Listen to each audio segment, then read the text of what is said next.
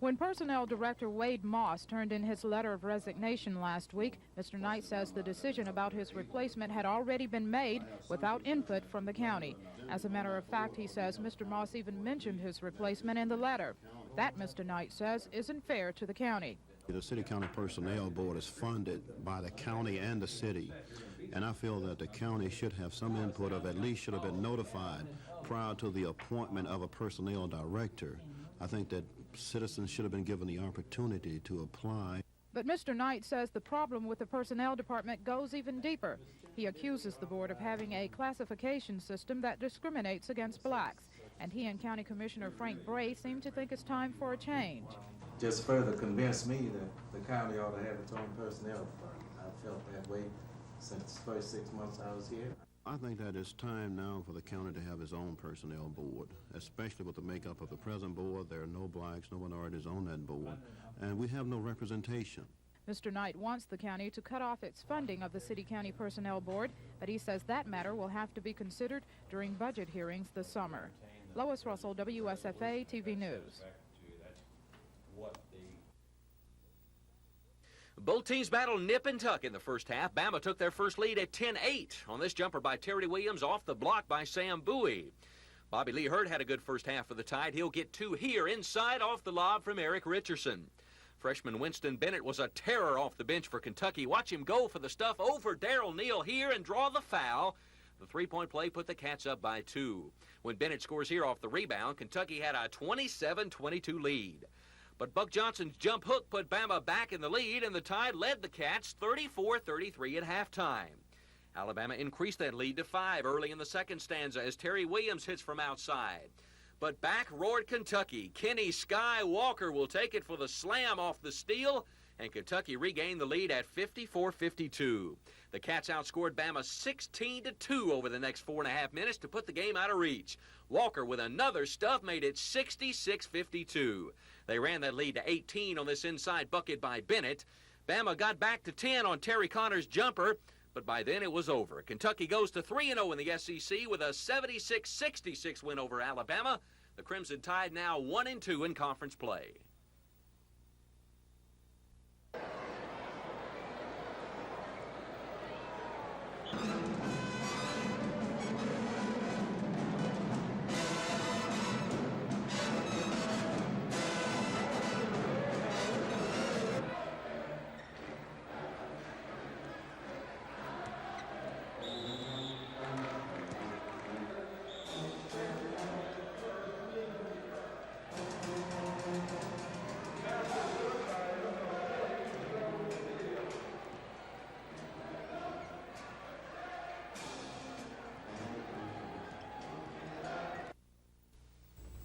I think that Kentucky's in the league by themselves. They're a great team. And you know, it's ironic, when you play teams, you catch them when they're going through good periods and bad periods. Right now we're going through a bad one. Vanderbilt and Georgia, I think Georgia lost tonight, but I think Vanderbilt and Georgia up until tonight, and certainly Auburn now, is really playing well. Anytime you can go to Oxford and beat Ole Miss 21 points in Oxford, you know, your team's coming around. So we've got it's a combination of both teams. Unless you beat Georgia, I understand. But it's a combination of both teams that we play. One being super talented in their arena, and the other one, I think, coming on and playing at the peak of their game.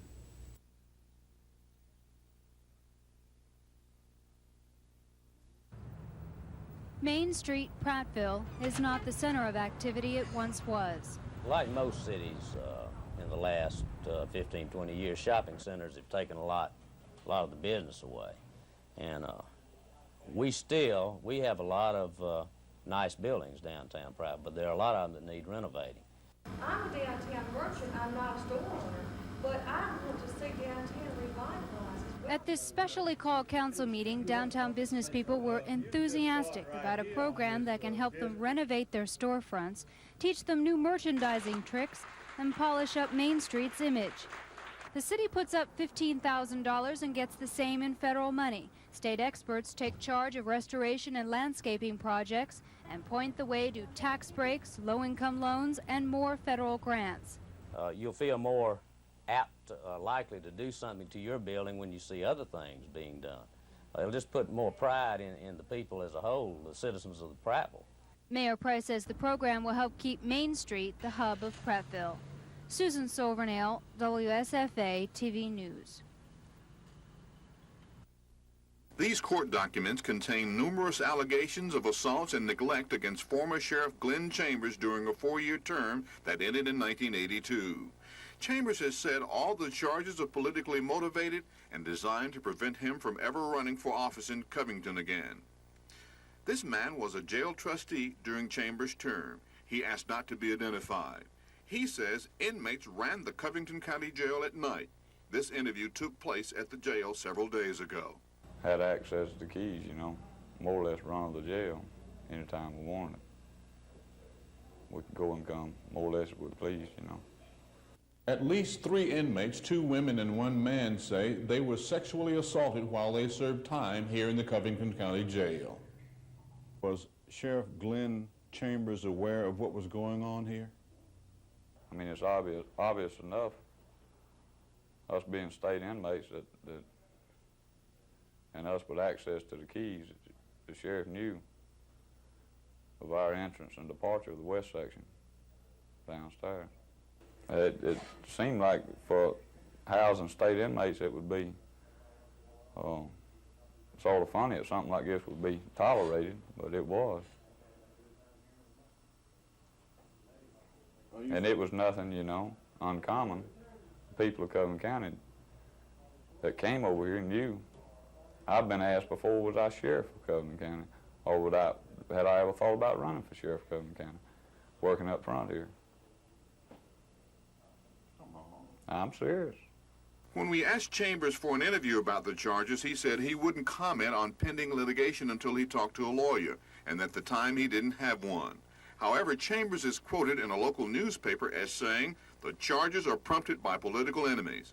The former sheriff says the charges and allegations have prevented him from getting jobs in law enforcement.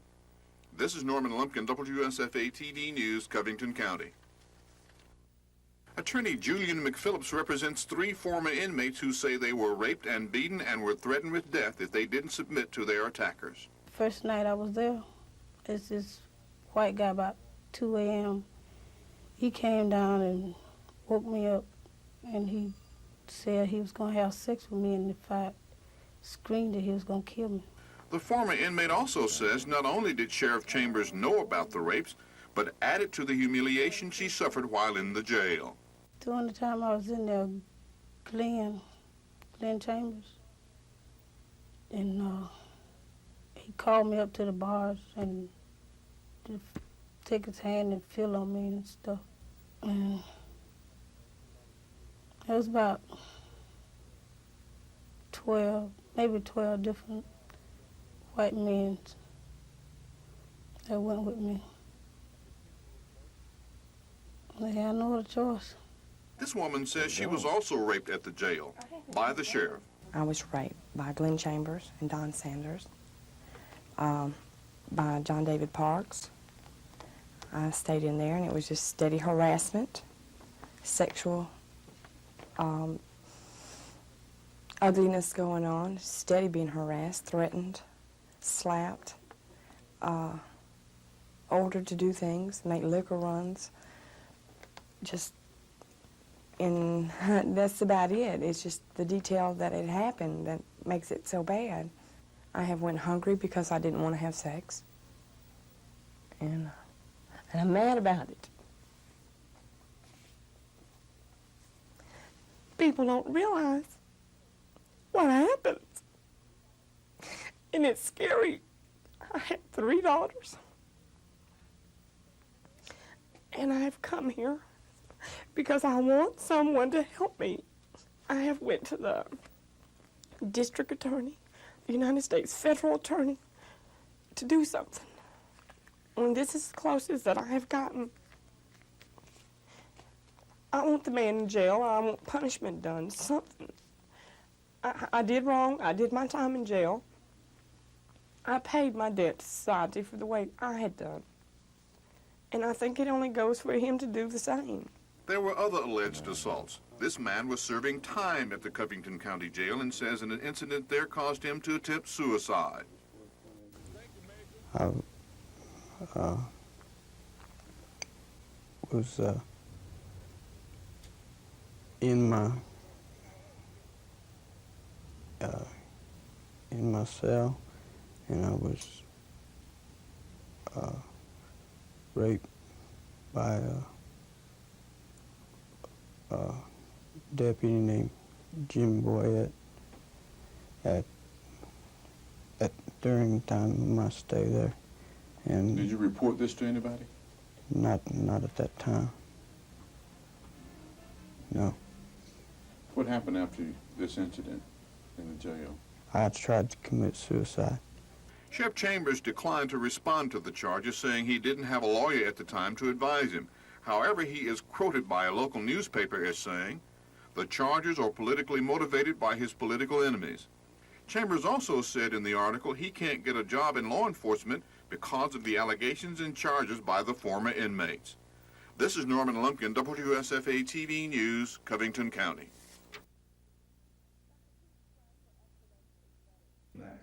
Dr. Teague's plan for excellence is ready. When he unveils it Thursday, he expects mixed reaction. It will draw some flack from within the education family, I'm sure. Not a great deal, though, I think. But I firmly believe that the public is going to rally behind us when they see the recommendation we're making. Dr. Teague gave bits and pieces of the plan, which includes dealing with a number of problems associated with education. At the top of the list is teacher pay. We've simply got to come up with some method of paying the outstanding people for the performance for which they deserve. And the list goes on, like needing a fully funded statewide kindergarten program, eliminating some extracurricular activities, and consolidating small high schools. Small high schools present many problems. I'll not try to go into all of them here now. And first, let me say, two larger high schools present problems too. We've got some extremely too large, and we're going to have a recommendation about the size of high schools. Dr. Teague says he's not going to recommend a longer school day or term, provided students are being taught 6 full hours each day. He says the board is expected to adopt the plan by their March meeting. Kim Davis, WSFA TV News. That's not meant to be real negative.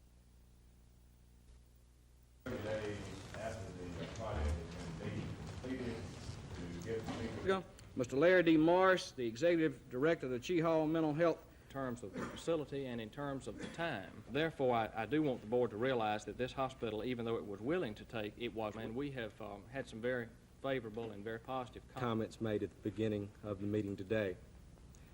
The existing... Mr. Chairman, and either the lack of it or the non-specifics in the present state health plan. You note that you will have 2 other applications to be heard. In American business today. And he quotes a couple examples that General Motors outpatient services would do the job as well as any other form. I think what we're looking for is to eliminate those services that are highly expensive that could be done another way at a great savings. Well, ideally, the claim we will use them as the ones that I have talked to, personally been involved in, are very receptive to it. They see the need. They know we may have a problem.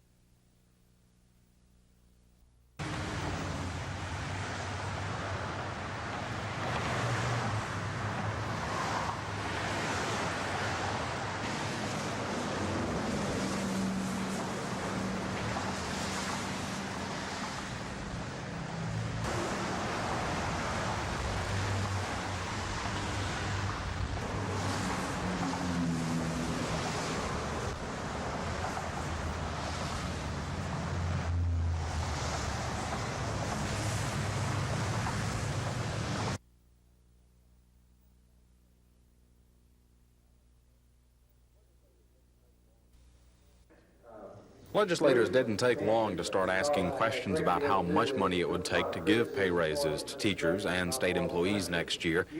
And in State Finance Director Henry Stegall's prepared text, it showed the administration also knows how interested the lawmakers are in giving pay raises. But Mr. Stegall says it will be a problem in the general fund. The general fund isn't expected to be able to afford any pay raises, much less new needs for prisons and Medicaids, without finding new money. If these needs are met, it will be necessary for the governor to recommend and for the legislature to enact the necessary measures to create additional resources. But a teacher's pay raise won't be any apparent problem. Mr. Stegall says the education budget could be brimming with as much as $300 million new dollars by next year. But Mr. Stegall says the governor wants the lawmakers to save some of that money. In fiscal year 85-86, the economists predict that there will be a downturn in the economy and that we will not have the growth in the Special Educational Trust Fund in 85-86 that we will have in 83-84 and 84-85. No one would say how much of a pay raise is being considered for either group. That's something they'll wait to talk about next month when the session convenes. Chris Grimshaw, WSFA TV News at the Capitol. Come back to the $491 million. About an educational matter. I get very few signs of Montgomery. If the education community thinks to keep its head in the sand, continue to pay every teacher exactly the same dollars because they're the same age or same degrees, they're mistaken. We've simply got to come up with some method of paying the outstanding people for the performance for which they deserve.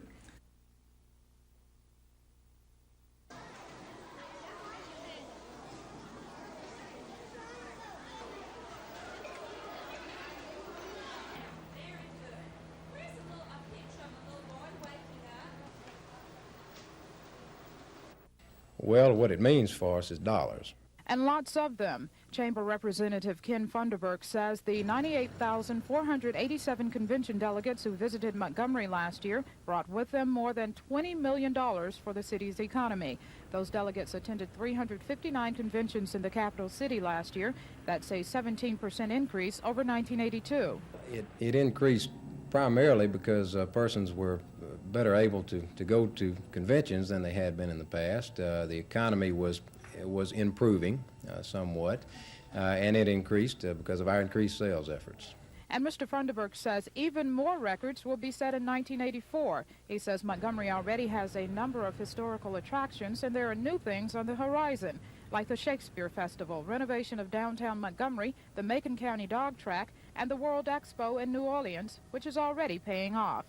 We have booked some 20,000 room nights already in the city of Montgomery, and primarily this is tour bus business. So you can see that this is already slated to be a big year for us. Lois Russell, WSFA TV News.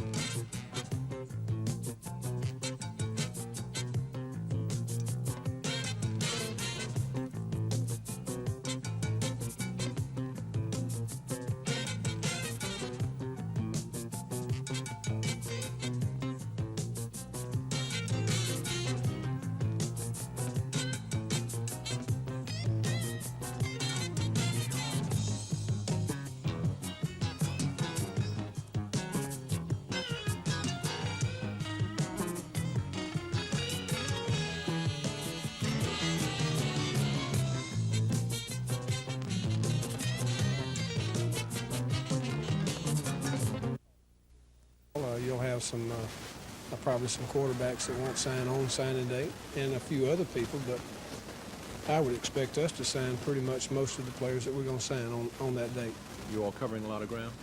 We're covering a lot of ground. We've covered a lot of ground, and at this point in time, we feel good about the season that we can have, and we think we're going to have from a recruiting standpoint. It's still a long time. It's almost a month until signing date. But I feel real good with the responses that I've gotten from the young men that I've talked with. That's exciting.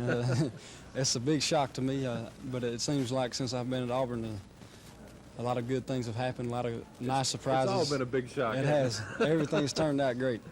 Will you be doing much of this banquet circuit business now that the Sugar Bowl's over? I don't know if I'll be receiving any more awards, but I'm planning on going to some sporting goods stores throughout the state and some high school banquets and speaking and talking with little kids and drawing some crowds some places.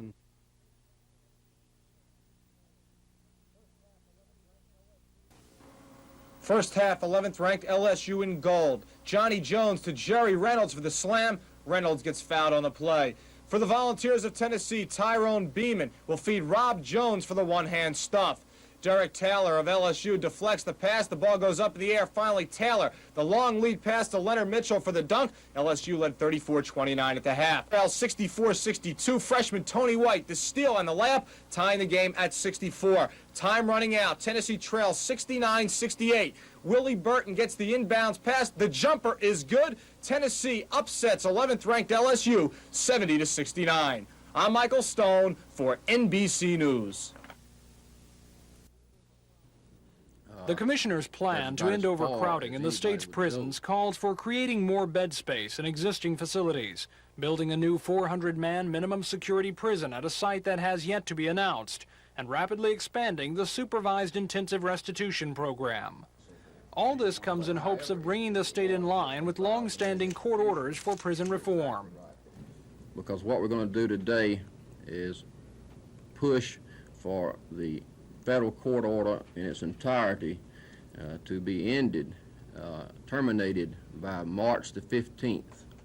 In addition, the commissioner's new plan calls for changes in mental health, education, and work programs for inmates. Today, Mr. Smith took his plan to the committee appointed by the court to oversee prison reform. Getting the committee's approval of the plan is, in the commissioner's own words, an extremely crucial step to freeing the prison system from the court's control. Now it's up to the committee to decide if that's a wise move. Tom Foreman, WSFA TV News.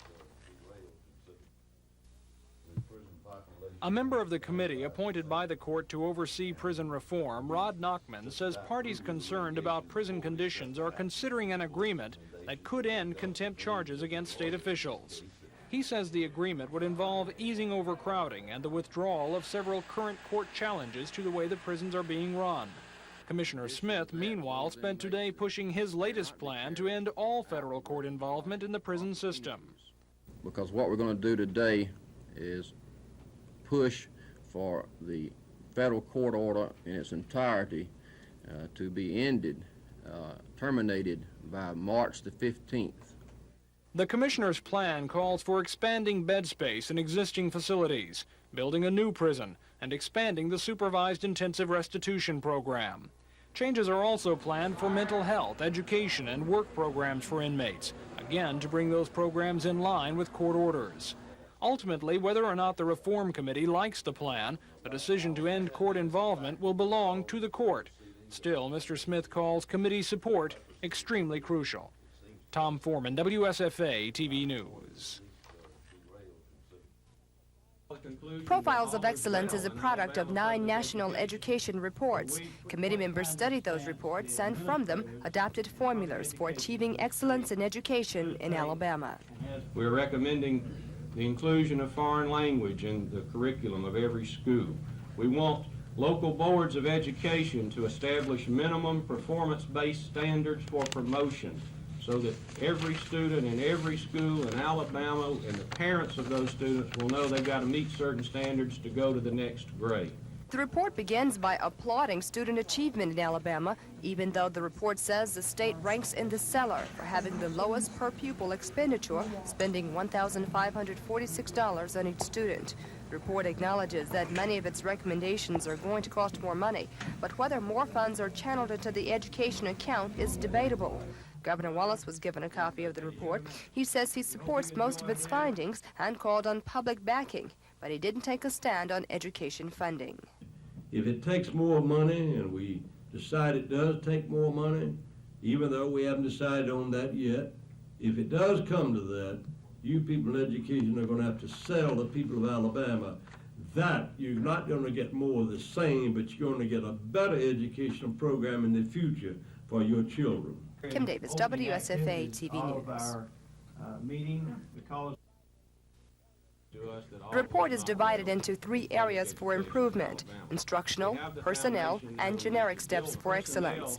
From compiling data of 9 national education reports, state administrators conclude the school year in Alabama should be extended from 175 to 180 days for students and 190 days for teachers. Another instructional change is in the area of high school graduation requirements.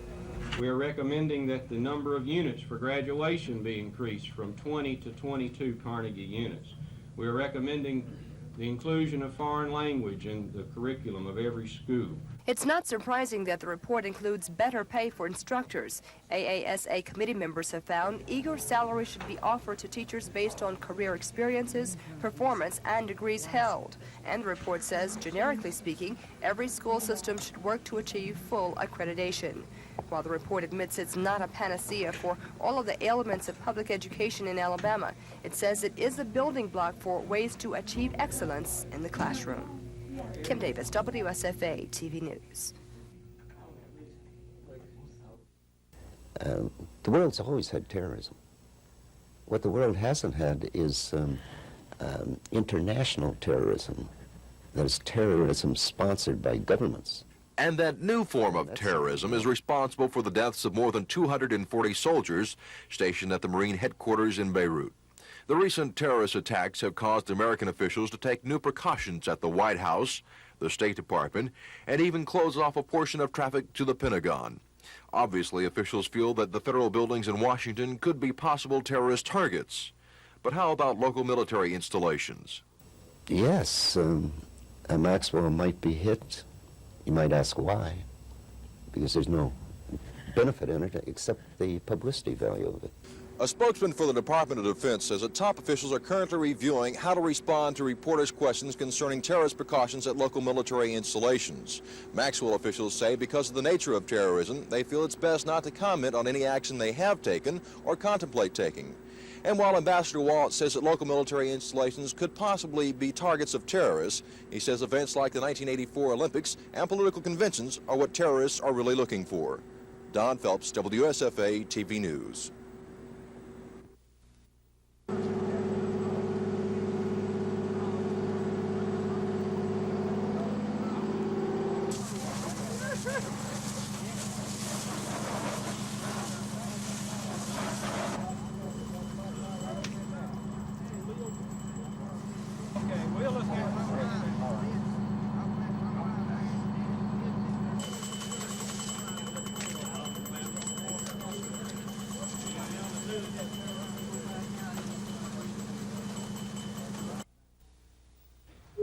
It was approximately $95 million.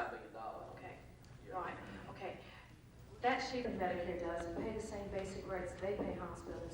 All we have to do is... Is this a new procedure that you're implementing as far as audits?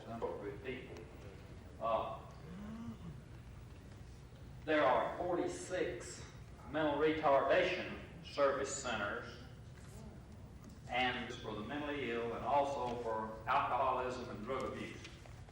The proposed use of these funds, now keep in mind, in the federal, in the last year, and probably most significantly or very significantly in the minds of many of you will be the lawsuit, the federal court lawsuit, which is commonly referred to as the Wyatt case. Right now, the State Department of Environmental Management has interim authorization from the EPA to regulate hazardous waste in the state. But this could change because the Alabama legislature has repeatedly failed to bring state hazardous waste laws into compliance with federal law and regulation. We face in Alabama minor revisions to accomplish this end, a fact which the legislature, in my opinion, must face up to in the regular session beginning February the 7th, or simply we will invite EPA to come back to Alabama as a protector of our own environment. If this is to be the case, we might as well do away with the Department of Environmental Management, a decision I don't think any Alabama legislator wishes to make. Senator Bennett says in the past other legislation relating to hazardous waste disposal sites hung up the legislature. He's hopeful that when the legislature reconvenes in February, the necessary changes can be made. If not, come April, the Environmental Protection Agency may take away a large part of the job of the Alabama Department of Environmental Management. Dennis Latham, WSFA TV News. The committee, headed by Senator Charles Bishop, challenged Rowe's qualifications for the job he's held since 1972 and attacked him for his failure to draw up a job description for Foshee as instructed by the Aeronautics Commission. Are you saying, Mr. Bishop, that I'm disregarding the statutes? I'm saying, Mr. Rowe, that you totally disregard the order, direct order, and we're going to get into that, of the commission that you directly work under. Did you not do that? Mr. Rowe told the lawmakers that Foshee didn't have the aeronautic experience he needed for the job created by the legislature last year. The man had absolutely no background in aviation. He is a cotton peanut farmer coming in there cold turkey. Senator Bishop challenged Rowe's characterization of Foshee's background because Bishop says he's also a farmer. Speaking of qualifications, Senator Bishop asked Mr. Rowe how he landed the job as director. George Wallace. Did you get your job because of politics, Mr. Rowe? Because of George Wallace. Did you get your job because of politics, Mr. No, Rowe? sir. George Wallace. Oh. Senator Bishop says the purpose of the hearing is to determine if Mr. Rowe is qualified for the post, if Mr. Foshee is qualified, and to see if the Aeronautics Board serves any useful purpose. The hearings continue next Wednesday. Mac Carmack, WSFA TV News.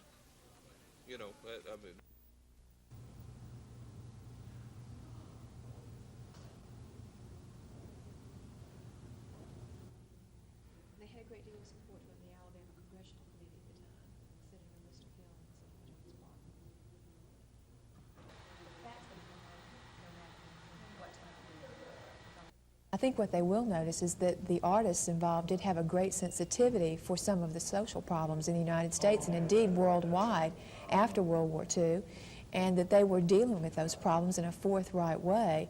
Perhaps it's that sort of hide your head in the sand mentality that some people sometimes get that made people react badly to the paintings in 1946.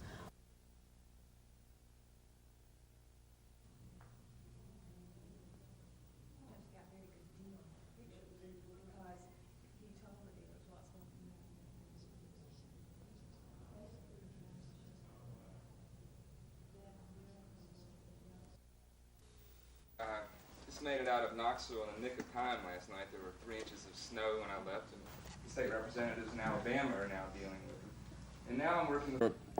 These technologies, you can probably imagine, are more expensive than digging a hole in it.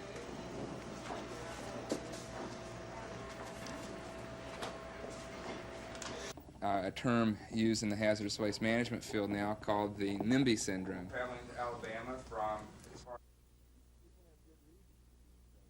People have good reason to be afraid of having a hazardous waste facility in their backyard.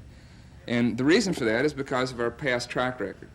When you look at the 30,000 dump sites around the country that may need to be cleaned up, when you look at the current regulatory system and how inadequate it is in a lot of respects, you can understand why people are afraid of hazardous waste. You can understand why they don't want any kind of a hazardous waste facility in their backyard, even if it is a nice gleaming new treatment plant.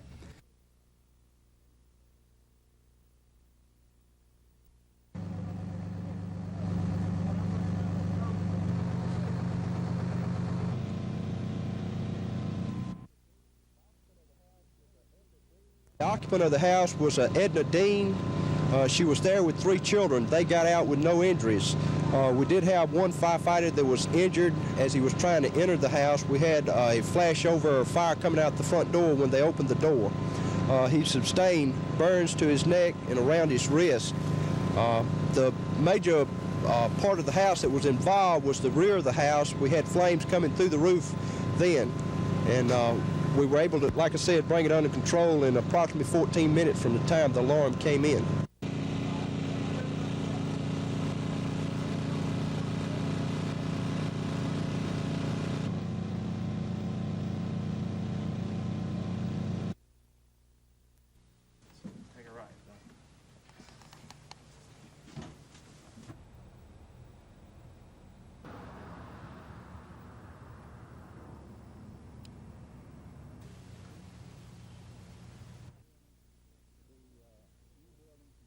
The new building consists of a new two-story building, which is about 100,000 square feet.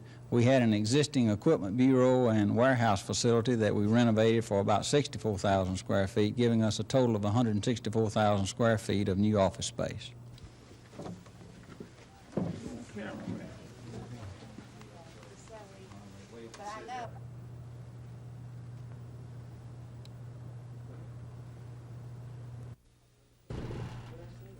Attorney General Charles Graddick blasted the proposed agreement that was supposed to end contempt charges against him and the prison commissioner. He called it insulting and said it would give the commissioner unbridled power to put inmates into the supervised intensive restitution program. That's a release, and I'm against that. I was against it 10 years ago. I'm against it today, and I'm going to be against it next week and next year, regardless of what people might try to tell you. That was not the sort of response the committee overseeing prison reform had hoped for. They wanted an agreement from all interested parties that would have eased overcrowding and ended numerous court challenges to the prison system. Committee members say since they started their work, they've been trying to find a way to bring the prison system in line with court orders for reform without getting into more legal battles. There is ongoing litigation. It's cost a lot of money. It's cost hundreds of thousands of dollars in fines.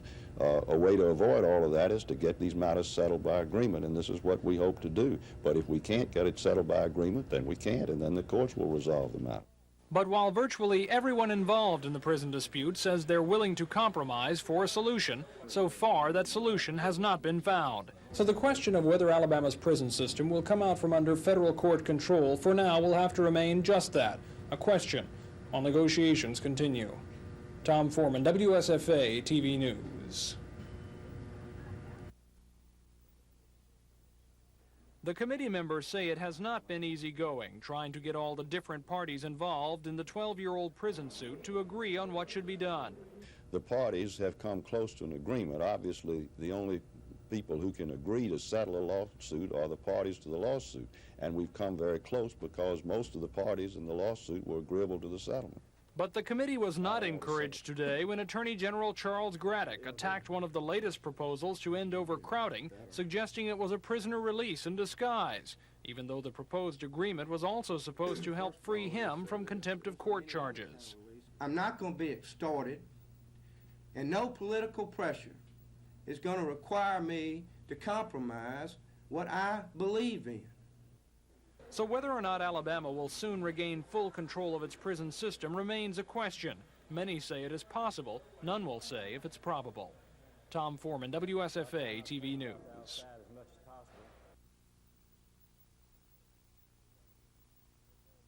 Requesting will go primarily to an increase in the grants and benefits to the ADC families. For that same logic, I would say 140 does, because in a line just above the double line under budgeted expenditures for 83-84, you'll see. Well, Mr. Holmes, I will take it based on because some will come with level funding. I will handle each department as they appear before the committee. Particularly in the state of Alabama. You respect me for that.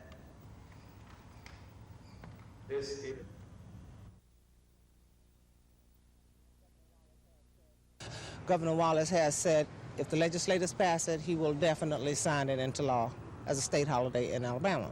So since Dr. King's civil movement started here, civil rights movement started here in Alabama, and he was pastor of Dexter Avenue Baptist Church at that time, we thought it befitting that we plant the tree here at Dexter Avenue, now Dexter Avenue King Memorial Baptist Church. Amen. Why together like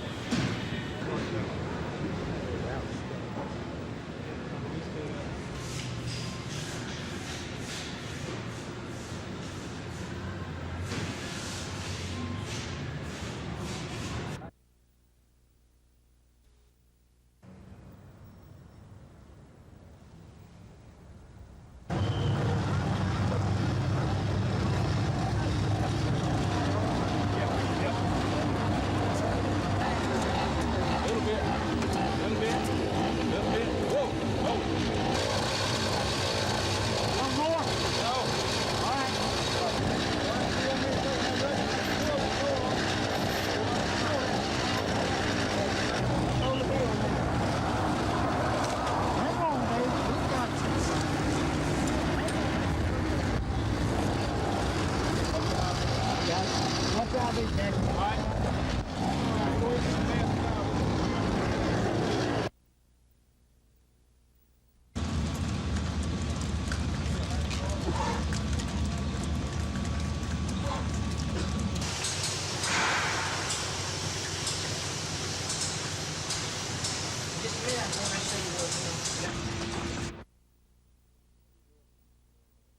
this will stimulate the market, lower the surplus on the market, and still maintain the price for the dairyman.